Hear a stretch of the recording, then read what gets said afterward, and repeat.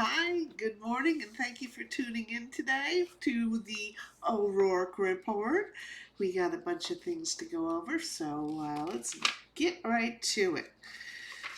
Okay, now our last episode ran out of time, and there was one little thing I wanted to bring up that I found interesting. I think you will too. It was an article in last week's New Yorker about a piece of property in Malibu that Kanye West, aka Ye, purchased a couple of years ago. Not too many years ago. He's never actually lived in the house. But this particular house is by an architect who is very highly regarded. Only builds for the very not even the 1%, the 0.001% of the world. I believe his name is Ando, Ando.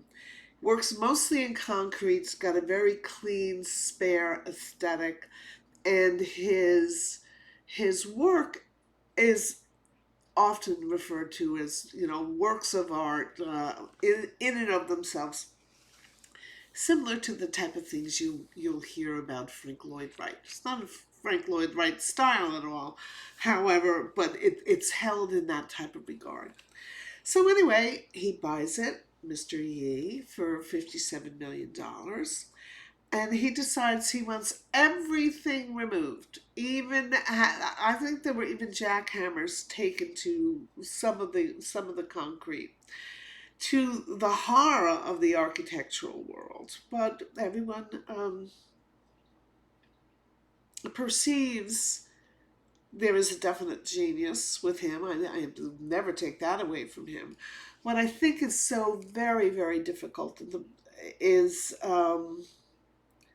and the person I really feel sorry for, not sorry, that I have the most empathy for in this situation with this type of manic genius is, of course, Kim, and the fact that they're children, they're four children they share together.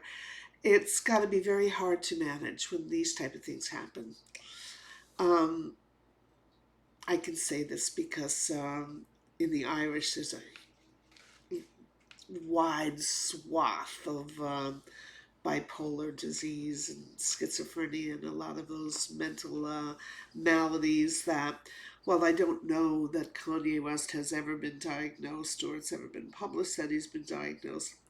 I think we can all agree he's probably bipolar. He's got these wild, uber highs and the depths of despair lows, and so anyway, here we are. Probably in all likelihood, manic depressive. He pays somebody to go into the house with a jackhammer and destroy as much as possible. And I don't know if he's come to his senses or he understands that the house has now been a lot of destruction has happened, come to the house. He puts it on the market for a substantial loss. It didn't sell even for the substantial loss, so they bought in the Oppenheim Group. I think you know them from selling the OC, the twins, and I think they are selling it for a $20 million loss. I don't know if they've got a buyer yet, but that's the asking price, which means they might even, he's probably going to lose even more than 20 million. Which, when you put in the state of his the loss of very lucrative endorsement deals, gosh, it's probably not something he wants. And I guess it's a good thing that the kids have Kim Kardashian as their mom, because I don't think money's going to be an issue for them. But it's going to be an issue for Kanye if he keeps on. If this particular manic ride that he's on continues much longer. It's hard to see people in pain. I think he's in pain, but I just thought it was an interesting article in the New Yorker. They cover,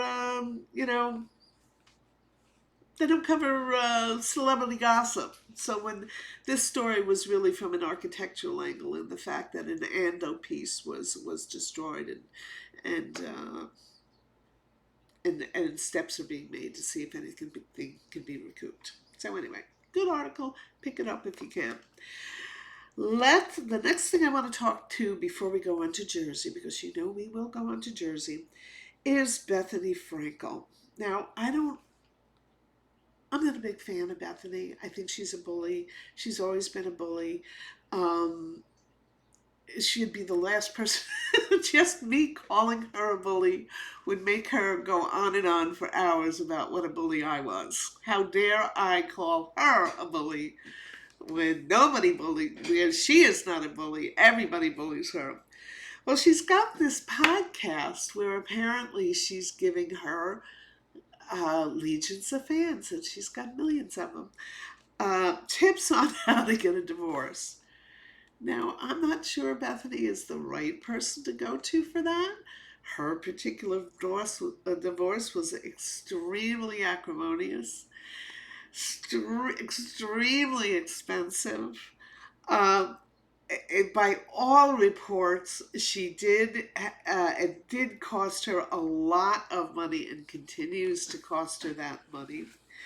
But the one thing that and she's talking about custody in this particular podcast that I'm referring to, that was on, I guess, last week or early this week.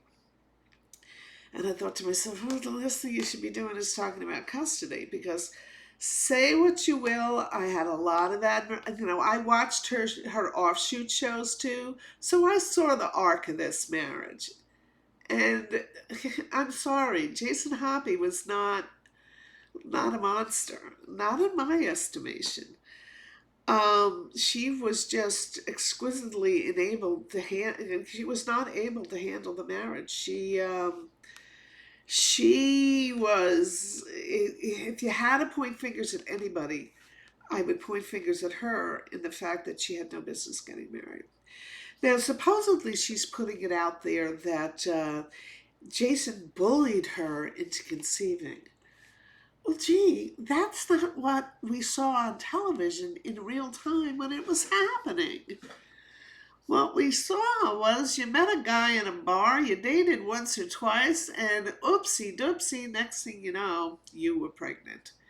You told him, he decided, okay, in for a penny, in for a pound, let's do the right thing, let's get married.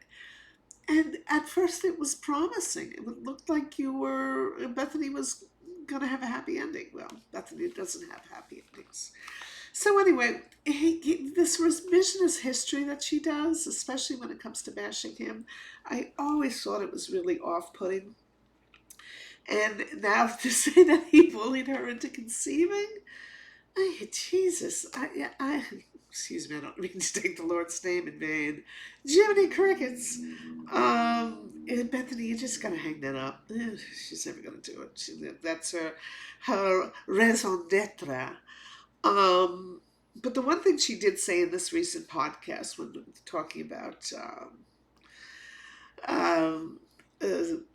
child custody is the fact that she says, that her daughter, who has got to be 11 or 12, she might even be 13 now, has a great relationship with her father and has a great relationship with her grandparents. Now, if you watched her shows like I did, her Jason's parents were salt of the earth from Hazleton, Pennsylvania. The mother was lovely. The father was great. They were a bit intimidated by the swirling dervish that was Bethenny, but they vowed to love her and they did everything in their power to bring comfort and security to Bethenny. But Bethenny was just not having it when it blew up. Everything blew up and it was absolutely ugly and nasty. So the fact that she has enabled the child to successfully have a good relationship with them, that's like a really great thing I can say about this Bethenny, if she actually did it. I think the courts dragged her into it, kicking and screaming, but in the end, if that's what she did the right thing, anybody has seen the child is a spitting image of her father. So genetically, she's predisposed to be a hoppy. So it's good to see. Although I don't think she let the child keep her father's name. I, I don't know how that worked out. If somebody knows, because I think that was in the paper or in news or Instagram or someplace. Did the child retain the father's name? Let me know, or I could Google it. Or I could find out. Um, so anyway, I thought that was very good. Good for Bethany that her child has got that great, healthy relationship with her father. And who knows, maybe one day Bethany will have it with him too, because he was really a nice guy. That's the way I saw it.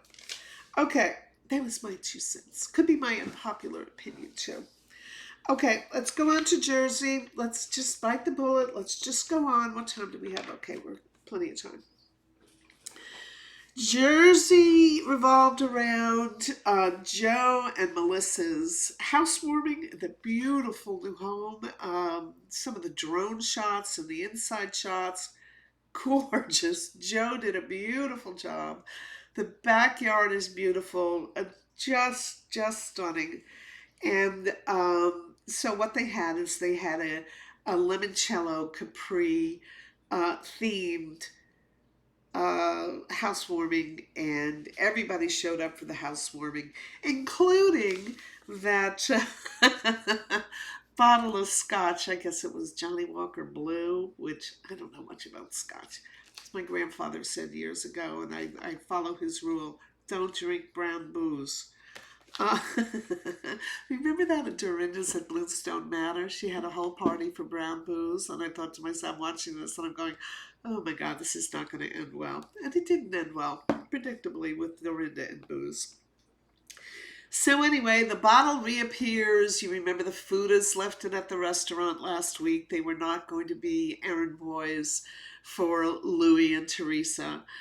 Oh, no, I don't know if this is true or not because I only read it on the internets. It was a couple of Instagram stories yesterday that whole bottle gifting thing was a setup to begin with, because Louis, being the clever little dick that he is, knew that Joe would not accept the bottle and would make a scene, hopefully thereby making him look worse than Louis. Louis being, oh, I'm only proffering goods, and you're throwing them away. Hey, Lord, if that's true, boy, that's some evil doing. That's nothing to be proud of, Teresa and Louis. Nothing to be proud of. But I don't know if that would make any difference to you whatsoever. So anyway, the bottle reappears. Of course, it hurts Joe's feelings. It hurts Melissa's feelings. Dolores is the one who ended up bringing it. Dolores plays dumb that she didn't realize it would hurt anybody's feelings. Dolores, you should do 2 and 2 together sometimes and see if you can come up with 4. It was meant to incite. And of course, Joe throws the greeting card, which is only to Joe, by the way. It has nothing to do with Melissa. And of course, Teresa, again, is not able to put 2 and 2 together and come up with 4. That's the problem, Teresa, is the way you treat your brother's wife. So anyway, predictably, we'll hear about it next week, because the Jersey way of doing things is to have a get-together, a gala, have some kind of fracas happen, and then for the remainder of the episode, the people who were there go and tell the others who weren't there and spin the story however they want to spin it. So anyway, yeah, that happened. The big reveal, the big the big problem in Jersey was, and I love Marge in this way. Marge and Jackie have a confrontation, and Jackie doesn't have a leg to stand on when it comes to Marge. Marge, sees her 2.5. They're both intelligent women. They certainly have higher IQs than some of the folks on that show, but Jackie toddles away after she and Marge have an acrimonious, exchange.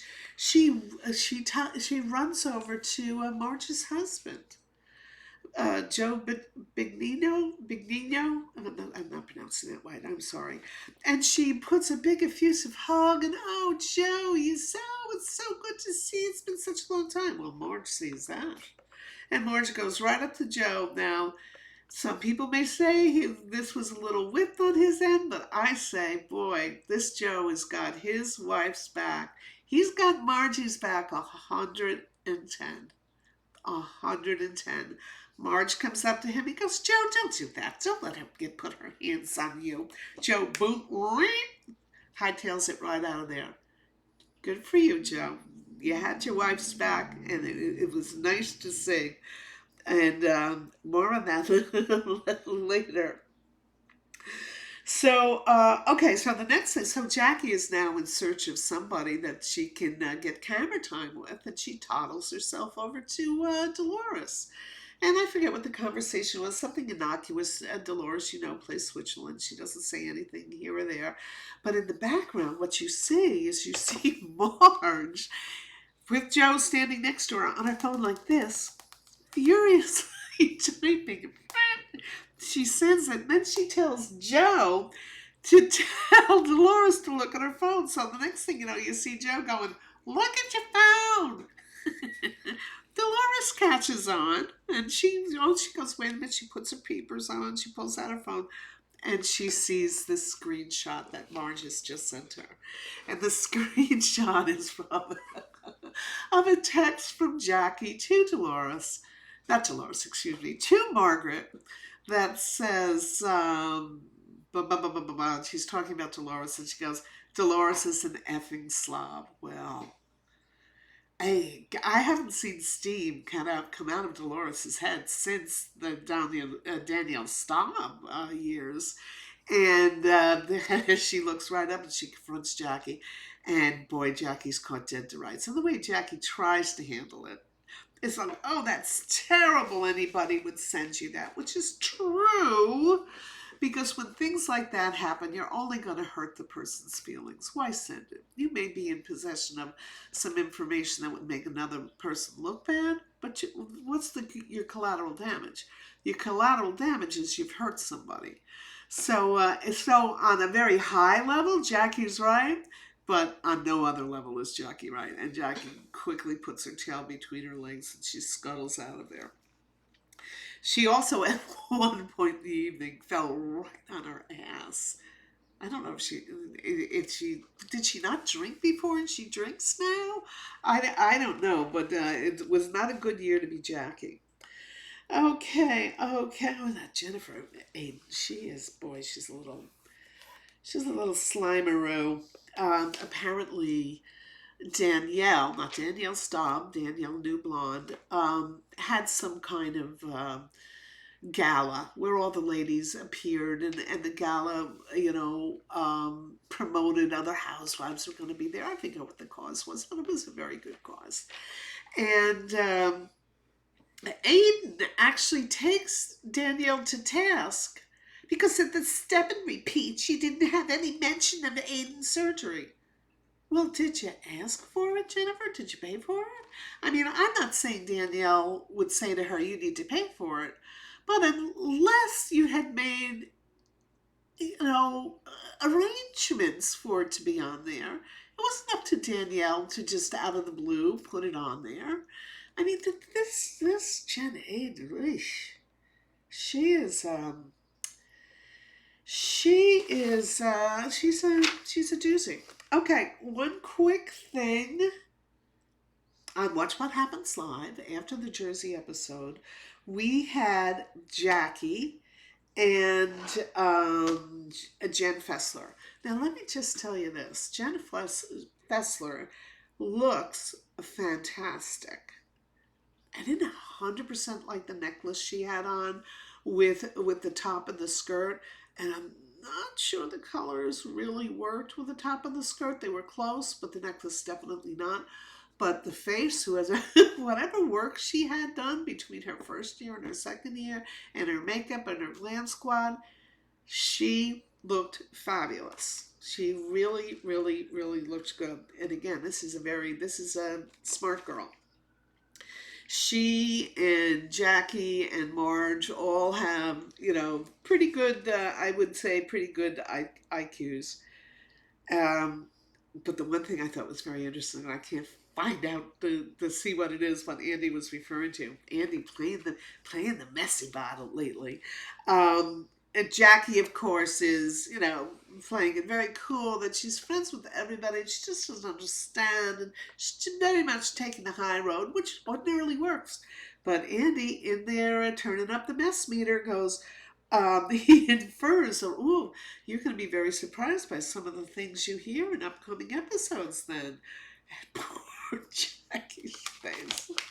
The whiplash in trying to figure out what Andy was talking about. So anyway. Okay, real quick unpopular opinion. We already talked about, okay, this is not an unpopular opinion, but I'm going to say it anyway. Kanye Moore, who we know has been suspended indefinitely from Bravo, I feel that she's probably never going to grace a Bravo screen again, is actually running around claiming there's a double standard between what she did and what Tom Sandoval did with his phone. Tom Sandoval didn't do well. Tom Sandoval is no saint. Everybody would agree on that. It's nothing compared to what Kenya Moore did. Just nothing compared. Um, but boy, oh boy, she's out there spinning as fast as a top. And speaking of Sandoval, that brings me to my unpopular opinion that there are stories going around that he may be on the next Dances with the Stars, which will drive poor Sheena Shea, to despair. It will be, and if it happens, gosh, it's just it would be pretty funny. I mean, if only to get Sheena on 50,000 Instagram Bravo creator sites complaining. She'll go crazy.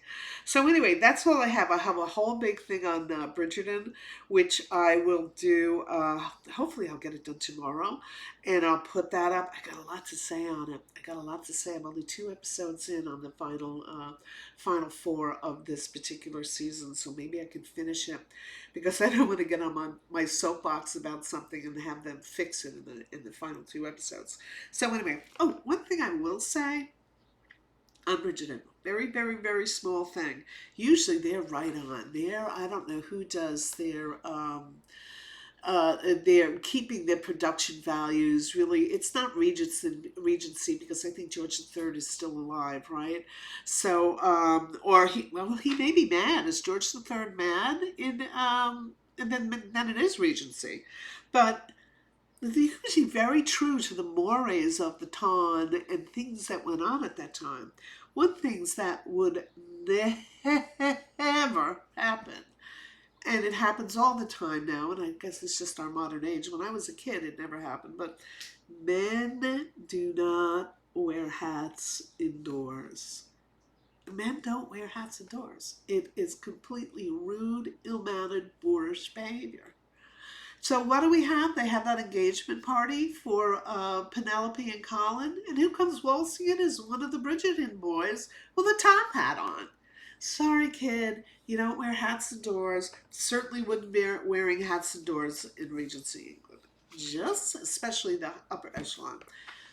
I'm sure that's my unpopular opinion for many, but that's all I'm going to say on that. So anyway, always have so much fun visiting with you guys. Thank you so much for dropping by. Really appreciate it. And I'll look forward to our next get-together.